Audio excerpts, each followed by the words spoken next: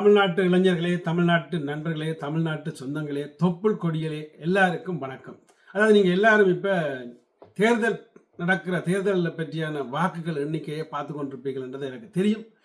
அதாவது தமிழ்நாட்டை பொறுத்தவரையில் படிக்கிறதை விட நடிக்கிறது என்னமோ நல்லதோ என்று எண்ண தோன்றுகின்றது. இப்போ பார்த்தீங்கன்னா நடிகர் விஜயின் வீட்டுக்கு முன்னால மக்கள் வெள்ளம். ஸோ நடிகர் விஜய் இப்போ முன்னணியில், அதாவது 108 இடங்களை பிடித்து முன்னணியில் நிற்கிறார் நடிகர் விஜய் வந்தபடியால் அந்த பழைய கட்சின்னு சொல்றது, அதாவது அதிமுக திமுகன்ற கட்சிகள், ஸோ அந்த கட்சிகளுக்கெல்லாம் அதாவது ஒரு பெரிய ஒரு அடி. அவர்கள் பணத்தை கொடுத்து வாக்கு சேகரித்து எடுக்கிற ஆட்கள் அவர்களுக்கே அடி. அதனால எனக்கு ஒரு மகிழ்ச்சி. அதாவது நடிகர் விஜய் அந்த அதிமுக திமுக போன்ற கட்சிகளுக்கு ஒரு ஆப்பு வச்சது, அது மெயினாக திமுகவுக்கு ஆப்பு வச்சது. ஸோ அது எனக்கு மகிழ்ச்சி, அது தமிழ்நாட்டு மக்களுக்கு மகிழ்ச்சியாக இருக்கும். அதனால தான் அவர் தோக்கடிச்சுக்கிறீங்க.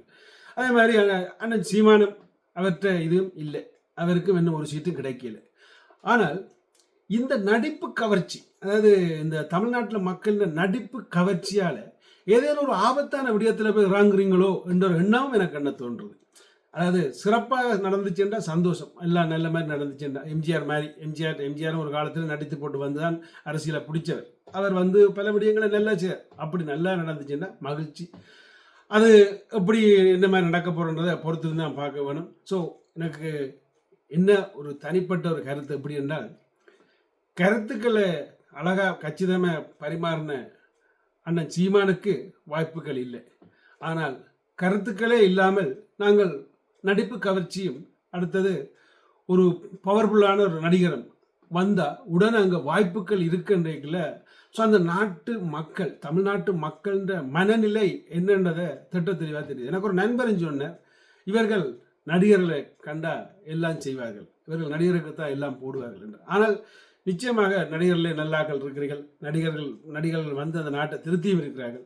ஆனால் இந்த முறை இவர் வரப்போகிறது உறுதி, கிட்டத்தட்ட உறுதி. ஸோ இவர் வந்த அப்புறம் என்ன நடக்கும்ன்றதை அதுக்கு பிறகுதான் பொறுத்திருந்து பார்ப்போம்.